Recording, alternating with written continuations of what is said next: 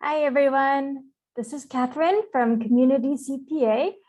And today our topic is on free government help for businesses. So I know you're all here to learn about some assistance that is available to businesses right now. It's very important as we think about long-term sustainability of businesses around COVID time and beyond. So we'll get right into it. I'll begin by telling you a little bit about Community CPA, and then we'll get right into the topic. So, US. No responsibility disclaimer. We just want to make sure that you know to take what you hear on a webinar with a grain of salt. We, of course, try to provide you with the most accurate information and most up-to-date, but a lot of these webinars and with the information we give are very fluid in nature. So especially now that we're looking at free resources, these funds usually have a limited time. They are changing depending on the location and region. And of course, even though we say it's free, it does require you to put effort and time into it. So realize that as you're thinking about it, to make this as part of your business plan, rather than just as a way to get easy and free money. So the first one that we'll talk about is the ARPA funds. The American Rescue Plan Act is a way for the government to put funds into the community, state, local. A lot of money is going into the county levels as a way to have recovery to assist during this COVID pandemic. So they have put in $350 billion into state and local governments in order to assist. And so there's a lot of money in it, and it's going out pretty broadly. So that is just something for you to be aware of. Now, each of these will be different. So you can see in this that states, and then there's money given to counties and also to cities. So there's different levels of funding that are given these pots of money, and each of them will have their own guidelines, and you will need to approach each of them differently. So ARPA funding, if you are interested in finding out the exact details of them, you can always look at the interim final rule that is released. And so something to note about these funds is that there's a certain amount of flexibility in them, and they're meant to be that way because it is made so that local counties and cities are able to address the needs that they find most pressing and urgent in their communities. So it's based on the population as well. And for cities, it's also based on poverty rates and housing in the area. So similar to the CDBG program that they have. So what's interesting to note is that the local governments will have until December 31st of 2024 to spend the funds on eligible purposes.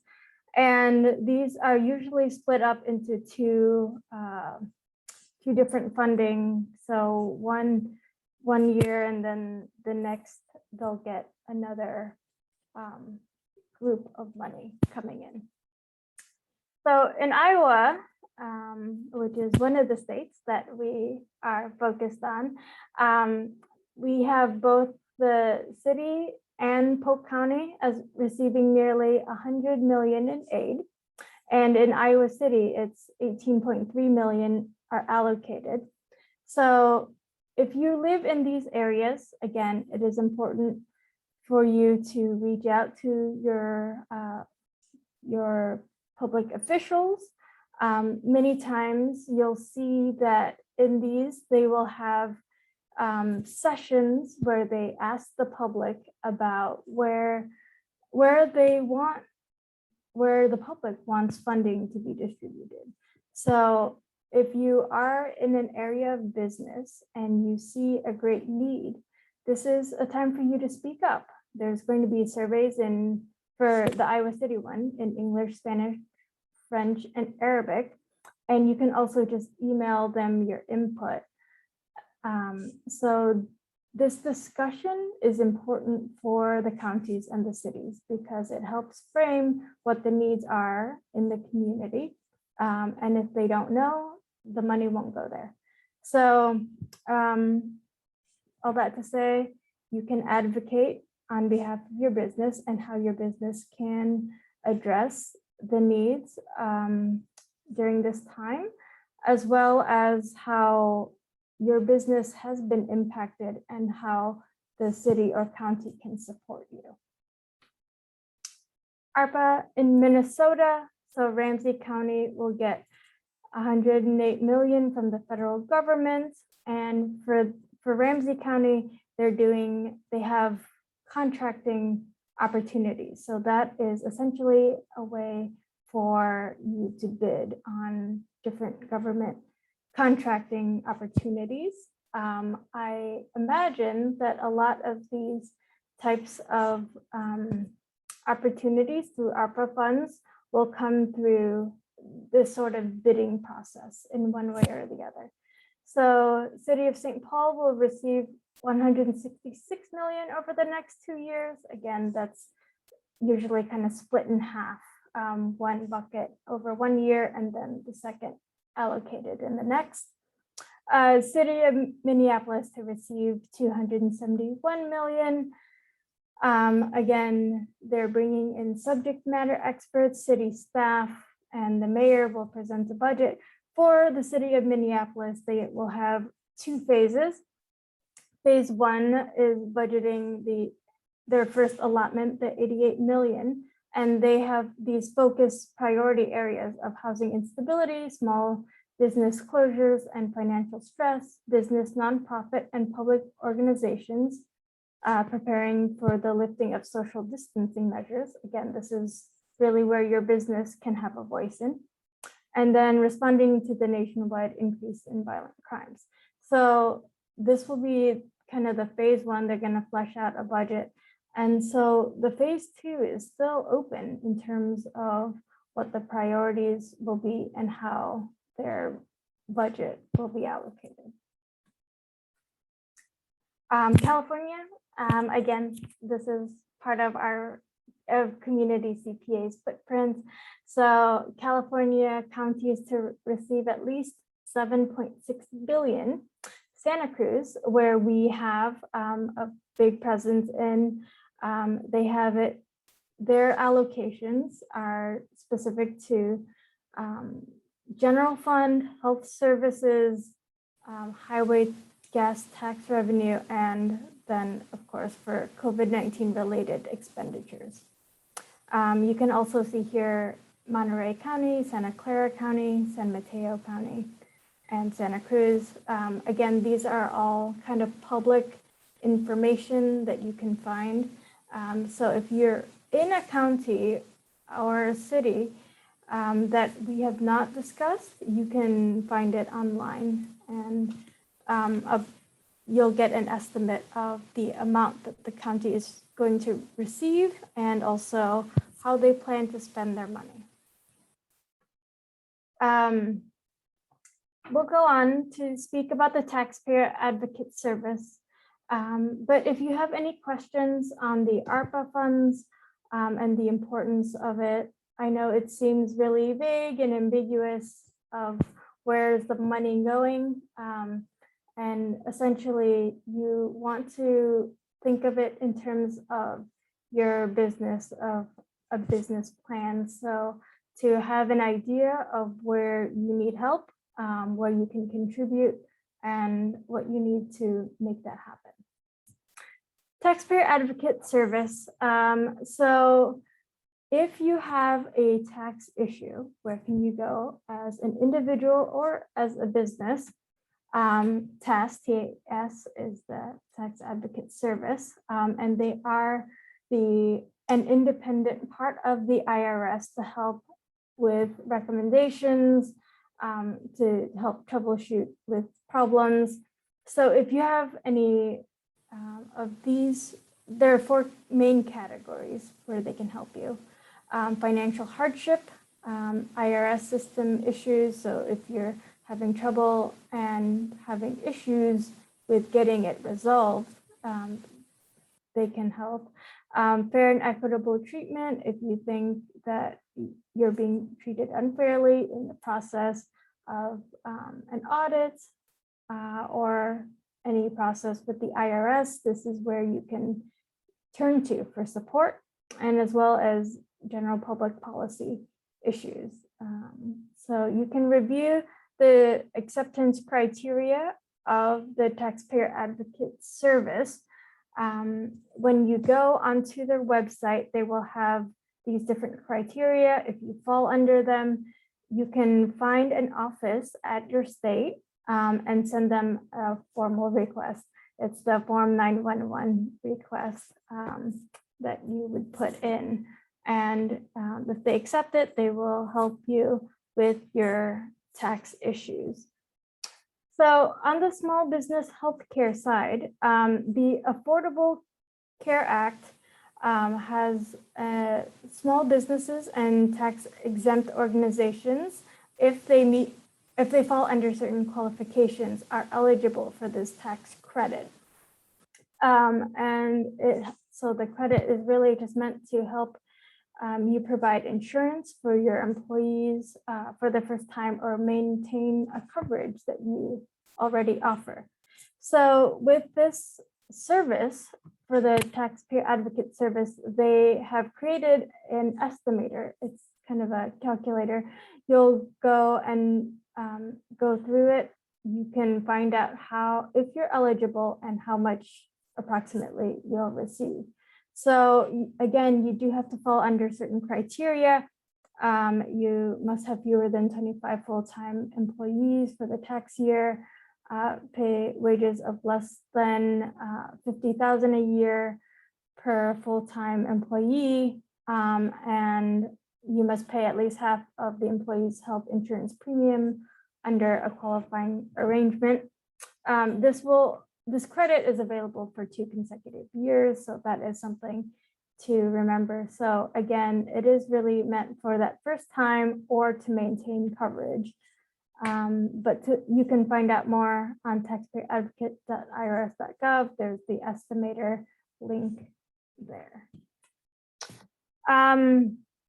So another thing that the Taxpayer Advocate Service helps on is with third-party arrangements for employment taxes. Now, they're not necessarily going to help you find the third party, but if you are a business that hires a third party, such as a payroll service provider, some other services for your taxes, it's important to know that you still have responsibility as a business.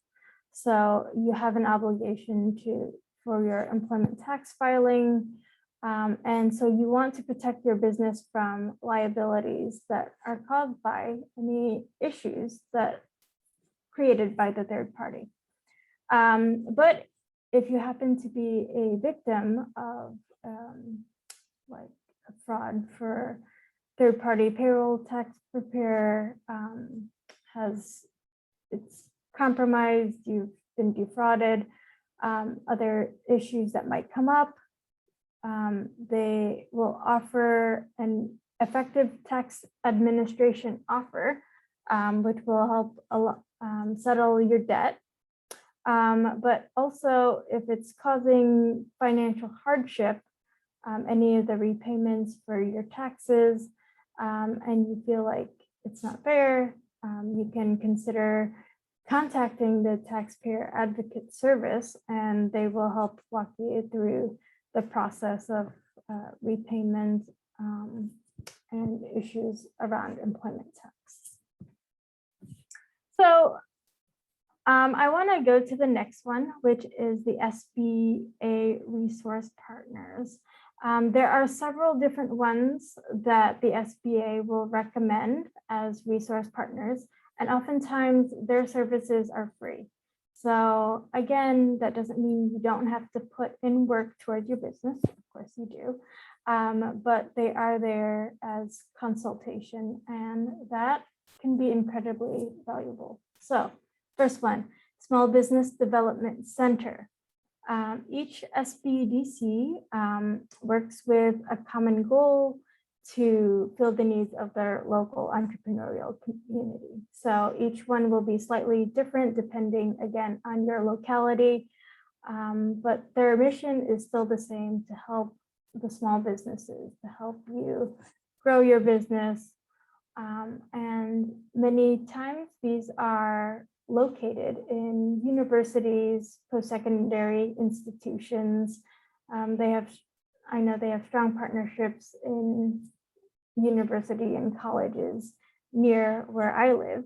So they provide a wide range of business services. So if you're thinking about wanting to change your business plan, any business consultation, advising, if you want to go have access to capital, they can advise you on different funding that might be available to your particular business and which ones you might want to pursue. Entrepreneurial networking, of course. So meeting with people, business to business relationships, that sort of thing. Flexible service delivery with assistance and training at each stage of the business. Again, they're really there to help support. So whether you're kind of in the new phase of your business or you're in the more mature phases but wanting to change, they're there to be the reassurance and support. So there's more than 900 SBDC locations across the country. So SBDC Iowa, if you look at this map, it is, you can see the variety that is here. If you look online for SBDC Iowa, you'll find a list of them. And if you go to the SBA website, you can actually find them based on your zip code. So they'll pull up the location that is closest to you. Minnesota, they have 9 different main regions that they work out of, and also some smaller satellite regions as well. But if you want to contact the state office, you can always contact Bruce Strong, who is located off the Minnesota Deed Office. He's the director. But again, you can find your SBDC by going to mn.gov/deed/business, and they'll help you find one that is local to your metro area. And then California, of course, California is a big state. They have a lot of SBDC programs, a network of 45 small business service centers throughout. The ones that we're most connected to are the Central California SBDC network and the Santa Cruz SBDC. So those are the links and information that you'll want to look at if you are near those areas. If not, then again, you can always go to either the SBA website or the SBDC California will also have their resource. Other SBA resource partners, we won't go as in depth with these as we did with the SBDC, but they're worth noting. So they often offer very similar services to the SBDC, which is consulting, which is of course very helpful, but they're very, so one of them is the Women's Business Center. So of course, focusing on women, offering one-on-one counseling, it's a national network, so there's 136 centers around, and they focus on businesswoman entrepreneurship. The other one is the Office of Veterans Business Development, which is specific to veterans, disabled veterans, reserve members, their families as well, and survivors. So they help you with the access to capital as well as preparation for creating that small business. And lastly, SCORE. It is a group of volunteers, again, who are serving most of the time. These are retired entrepreneurs, business people in the community who have been very successful and now have want to give back and have time to do so. So there's a lot of different SCORE network and chapters. So you can find the ones closest to you. Again, you can search for SCORE in your area. Another service that is of note is the U.S. Export Assistance Center. And this is through the International Trade Administration. So again, this is a lot of times they have free consultation. A lot of their services are free. There are some that will have a small charge, but it is good to know. So these are, if you're interested, if you think your business is ready to expand your network, and you're interested in doing exports, but you haven't had a lot of experience in the past, the export service might be a good opportunity for you. So these are industry specialists. They've had a lot of experience in the export and trade business. They are here to advise. So they provide counseling and a variety of products and services. So I wanted to list some of the few that are unique to companies that are new to exporting, if this is an area of interest to you. So this includes the initial market check to help you determine where your market potential is and who you can sell to.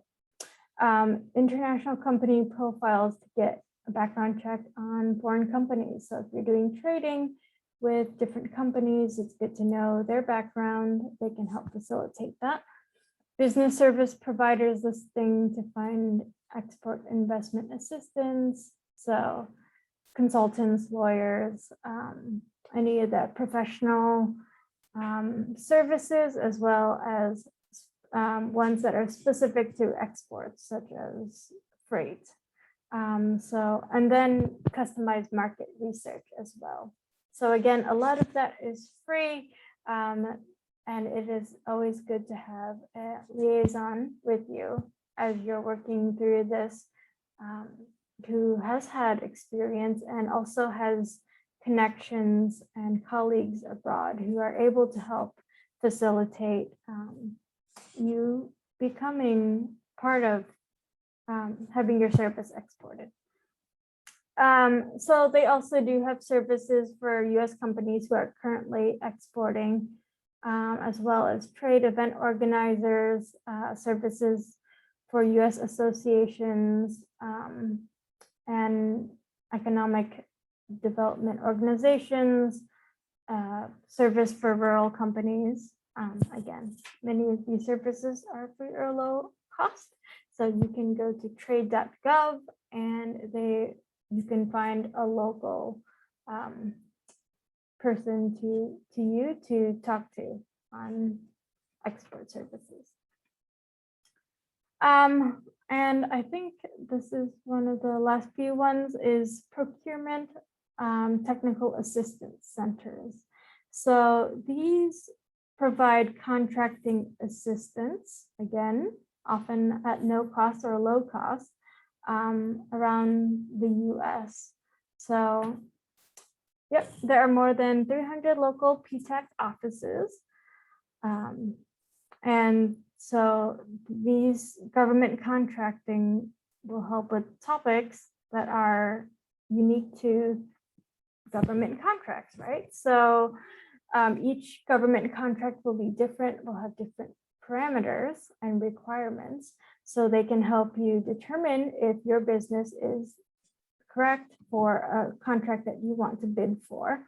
They know the government, they know also the marketplace and the competitors, so they can give you a good assessment of your services.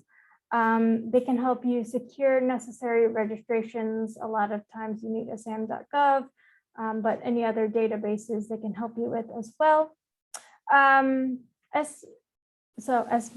SDB 88 and others, these are preferred statuses and certifications that can give you a boost when you are bidding for contracts. So those might help. They might be able to help you get those certifications.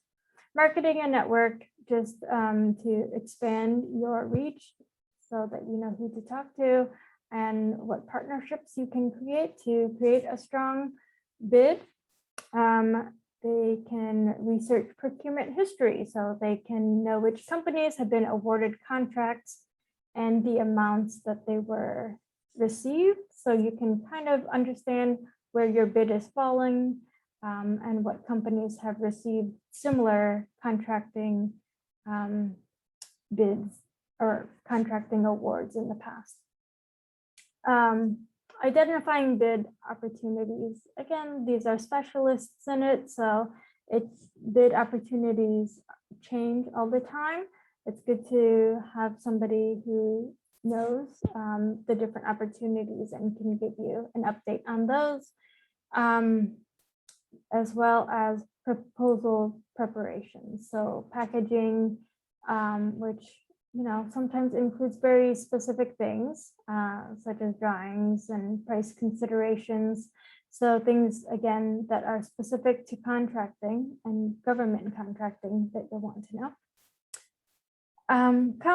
Contract performance issues. So they'll let you know if, what the common issues are in terms of what can be difficult in a contract, and then preparation for the audit. So again, very important if you're getting government money, that you need to be aware that it does come with compliance requirements and regulations. So just be prepared for the audit.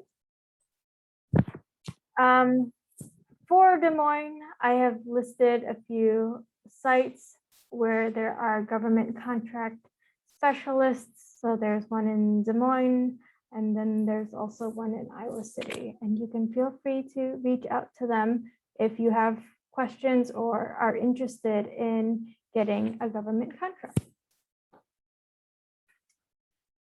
Minnesota, they obviously also will have a large variety. So the main one, the statewide, is based in St. Paul, and there are a variety of vendor specialists as well, and other procurement specialists who you're able to talk to and get advice from. And Monterey Bay and NorCal, we listed these since Monterey Bay PTAC covers the Santa Cruz County. Their headquarters is based in Salinas, and the NorCal one is based in Arcata. So that is the end of our webinar today. We hope that this was helpful for you.